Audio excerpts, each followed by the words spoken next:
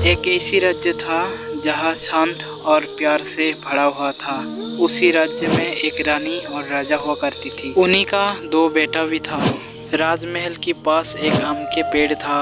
रानी जिस दिन शादी होके इस घर पे आई थी उसी दिन लगाया गया था, इसलिए रानी अच्छे से देखभाल करते हैं वो पेड़ का। एक दिन रानी उस पेड़ के पास आया और उस पेड़ में देखा कि एक पक्षी ने घोंसला बनाया और अंडा भी दे दिया और एक नन्ही सी प्यारी सी बच्चे हो गए थे। कुछ दिन बाद रानी फिर आते हैं और देखते हैं वो बच्चा बड़ा हो गया था। बच्चा धीरे धीरे से बड़ा होना लगती है। तभी एक दिन बहुत तेजी से बारिश होता है और उनका मम्मी डर जाती है। उन बच्चों को बचाने के लिए उसका मम्मी नीचे गिर जाती है, मर जाती है। कुछ देर बाद में उनका पापा आते हैं। आके देखता है कि मेरा पत्नी अभी इस दुनिया में नहीं रहा। उनको कुछ समझ में नहीं आते हैं और रोने लगते हैं। कहते हैं कि मैं इन बच्चे को कैसे देखभाल करूंगा। उसी दिन बाद उनका पापा खाना जुगाड़ करने के लिए जाता है। तभी मन में आता है कि मेरा बच्चा इतना छोटा सा है, कैसे अकेला रहेगा, तो मुझे एक शादी करना चाहिए। तभी एक शादी करके लेके आते हैं और वो काम पे निकल पड़ता है। उसी दिन बाद में उनका सौतेली माँ बहुत ही टॉर्चर करती है उन बच्चों को। एक दिन उनका सौतेली माँ खाना खा रहा है, तभी बच्चे ने जाके बोला, माँ मुझे भी थोड़ा खाना दो ना, बहुत भूख लगा है, 2 दिन से कुछ नहीं दिया आपने। उनका सौतेली माँ सोचता है इसको तो कुछ करना पड़ेगा।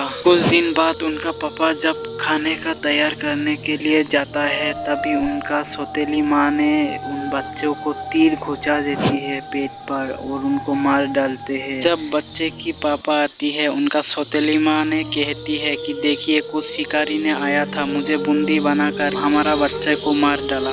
चलो हम इस राज्य में नहीं रहेंगे, इस राज्य का इंसान ठीक नहीं है। तभी वो दूसरी राज्य पे चला जाती है और ये सब होते हुए रानी ने देख लिया था। रानी ये सब देख कर के बहुत ही रोने लगती है और उनका बच्चे का याद आते हैं। जब मैं मर जाऊंगा तब क्या होगा। रानी ने महल में चला जाता है और किसी से बात नहीं करता है कुछ दिनों के लिए। तभी राजा आता है, आके पूछता है कि हे रानी तुम्हारा क्या हो गया, तुम किसी से बात क्यों नहीं कर रहे हो। तभी रानी ने बोलते हैं कि मुझे कुछ नहीं हुआ है, तुम मुझसे वादा करो कि मैं मरने की बाद तुम दूसरा शादी नहीं करोगे, हमारा 2 बच्चे को अच्छे से देखभाल करोगे। तभी राजा ने बोलती है, हे रानी तुम्हारा आखिर क्या हो गया।